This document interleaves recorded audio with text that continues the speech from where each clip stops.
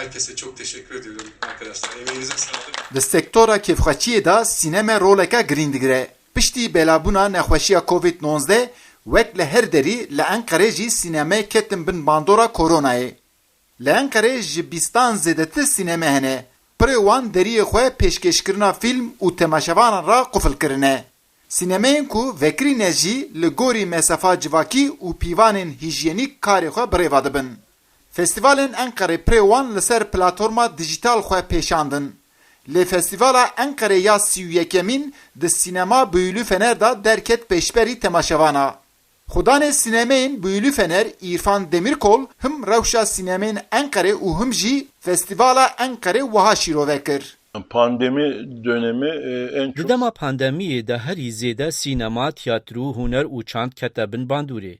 Mirov di destpêkê de naçin ciyê girtî û ciyên kombûnê. Ji xwe demeke dirêj e zêdetirî 6 mehane sînema girtî bûn. Sînema nû hatine vekirin. Di destpêka meha Îlûnê de şanûyên dewletê jî vebûn.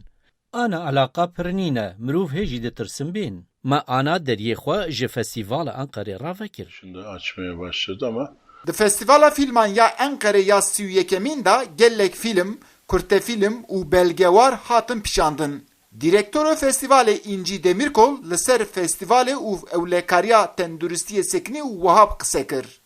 Festivalimizi biz Haziran ayına... Me festival ji bo meha Haziranê amade kiribû lê ji ber pandemiyê her der dema hate girtin, me jî festival paş vexist.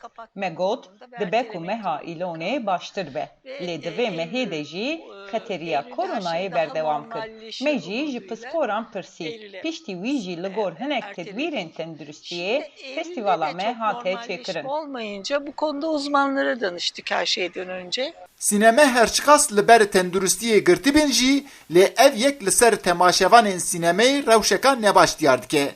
Temaşevan Tuğrul Tan di vî warî da derûniya xwe wiha dide der. Ankaralı değilim ama Ankara'nın her gelişimde Ankara'nın sinemalarından istifade... Dema têm Enqerê dixwazim ji sînemayên Enqerê feyde bigirim. Ez çûm Bûyûlî Fenerê û ez hatim sînema Kizillermakê. Ev der jî girtiye. Ez ji vê girtinê gelek xemgînim. Di nav gelek sektorî de herî zêde sîneme ketin bin bandora Covid-19. Ji bo ku fîlm him di salona û him jî bi kombûnê tên temaşe kirin.